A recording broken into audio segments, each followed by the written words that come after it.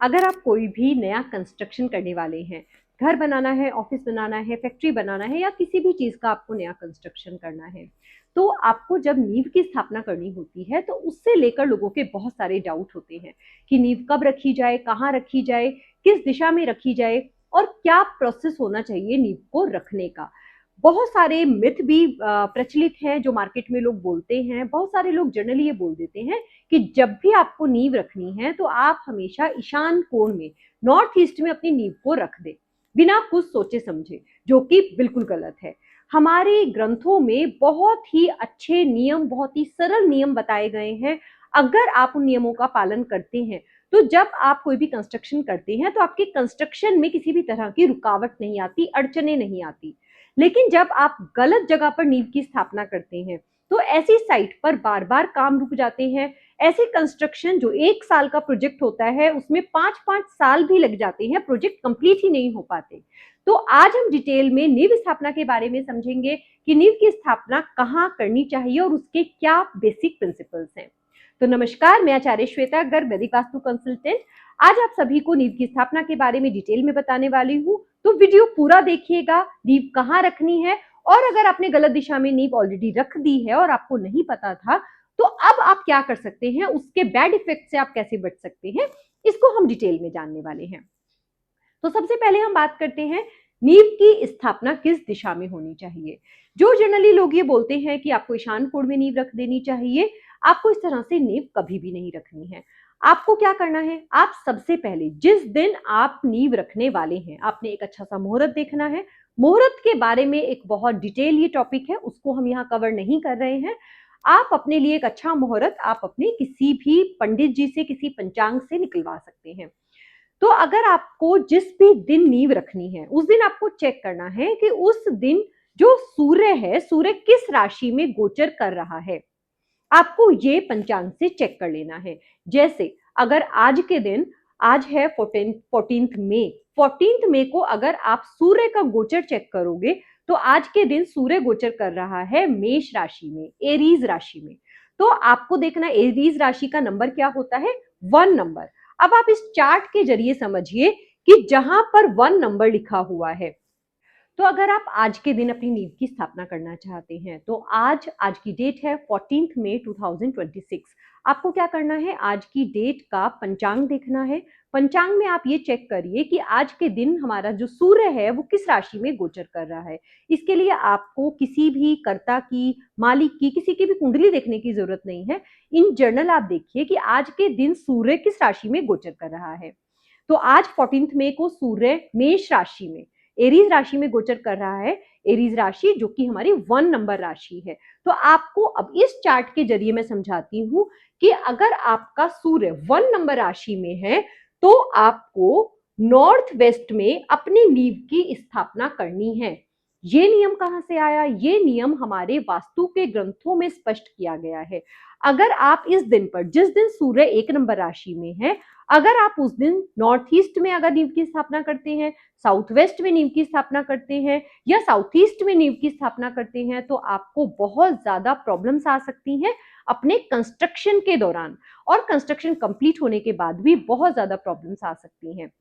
हो सकता है कि आपने अपना जो कंस्ट्रक्शन है वो पूरा वास्तु के हिसाब से बनाया है, लेकिन फिर भी आपकी लाइफ में प्रॉब्लम्स आ रही हैं। तो ये आपके गलत दिशा में नींव स्थापना के कारण भी हो सकता है। तो अब आपको ये ध्यान रखना है कि जिस दिन आप नींव की स्थापना करने वाले हैं उस दिन सूर्य किस राशि में गोचर कर रहा है, ये देखकर। अब सपोज एक और एग्जाम्पल लेते हैं। सपोज आप 18 मई को नींव रखना चाहते हैं। 18 मई को सूर्य किस राशि में गोचर कर रहा होगा, टॉरस में। टॉरस 2 नंबर राशि है। तो अब हमें इस चार्ट में चेक करना है कि 2 नंबर राशि जहां लिखी है उसकी नींव की स्थापना की दिशा है साउथ वेस्ट। तो आपको अगर 18 मई को नींव की स्थापना करनी है तो आपको नींव का गड्ढा बनाना है साउथ वेस्ट में। तो इस तरह से जिस भी राशि में सूर्य गोचर कर रहा है उस राशि की दिशा में 3-3 राशियों की अलग अलग दिशाएं हैं। 12, 11 और 1 नंबर राशि में अगर सूर्य है तो आपको नॉर्थ वेस्ट में गड्ढा करना है। 8, 9 और 10 नंबर राशि में है तो ही आपको नॉर्थ ईस्ट में नींव का गड्ढा बनाना है। अगर आपका सूर्य 5, 6 या 7 में गोचर कर रहा है तो आपको साउथ ईस्ट में गड्ढा बनाना है। 3, 2 और 4 में गोचर कर रहा है तो आपको साउथ वेस्ट में नींव का गड्ढा बनाना है। सिर्फ आपको इस चार्ट की फोटो लेकर अपने पास रख लेनी है और जब भी आप कभी भी अपना कोई नया कंस्ट्रक्शन स्टार्ट करें तो आपको बिना किसी से पूछ के आपको पंचांग में या आप गूगल पर भी सर्च कर सकते हैं कि आज के दिन सूर्य किस राशि में गोचर कर रहा है और उस राशि के हिसाब से अपने गड्ढा करने की जगह को तय करना है। तो ये बहुत ज्यादा जरूरी है। अगर आप गलत राशि के दिन पर गलत दिशा में गड्ढा करते हैं तो आपके कंस्ट्रक्शन में बहुत ज्यादा प्रॉब्लम्स आती हैं। आपके पास पैसे का अरेंजमेंट नहीं हो पाता, कभी आपके पास लेबर नहीं आ पाती, बहुत बार तो लीगल इश्यूज भी हो जाते हैं आपके कंस्ट्रक्शन के दौरान।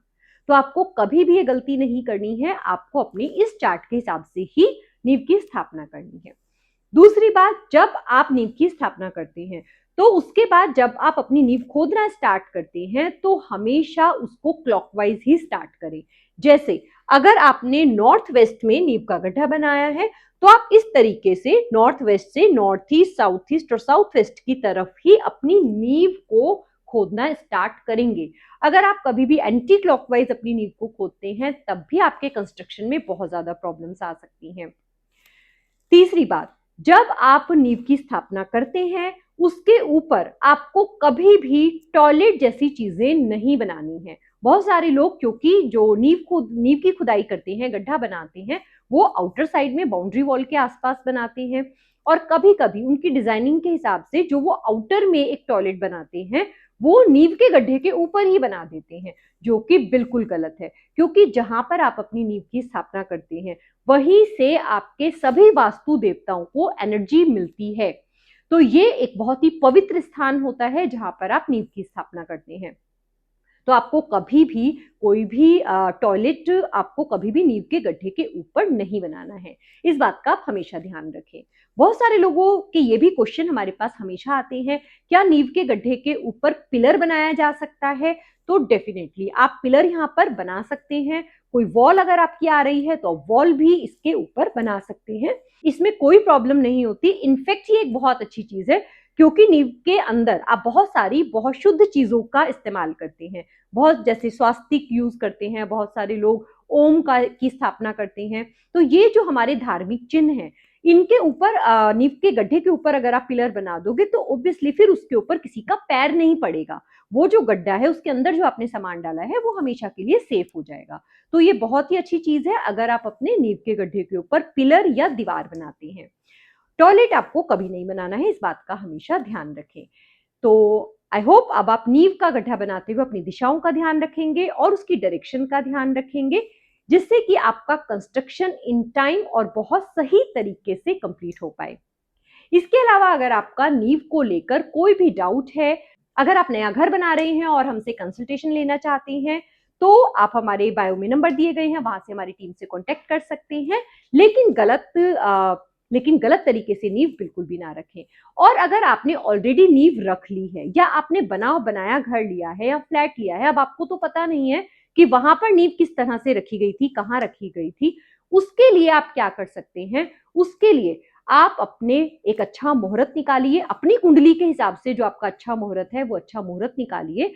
उस समय आप अगर साउथ वेस्ट में आपके प्लॉट का कॉर्नर आ रहा है तो साउथ वेस्ट में आप एक गड्ढा कर उसमें दोबारा से नींव की स्थापना कर दीजिए। अब इन नींव की स्थापना करते हुए आपको पूरे विधि विधान से, अच्छे स्वर से, जो भी सामान नींव में हम डालते हैं वो सभी सामान डालकर और उसको बहुत अच्छी तरीके से गड्ढे को फिल कर देना है। तो भी आपकी अच्छे मुहूर्त और अच्छे स्वर में करते हैं तो भी आपके बहुत सारे वास्तु दोष खत्म हो जाते हैं। तो इस तरह के और भी बहुत सारे वास्तु के टिप्स जानने के लिए आप हमारे चैनल को फॉलो करते रहिए, बेल आइकन को जरूर प्रेस कर लीजिए, जिससे इस तरह की बहुत सारी वीडियोस आपके पास पहुंच सके और वास्तु से रिलेटेड कोई भी गलती करने से आप हमेशा बचते रहें।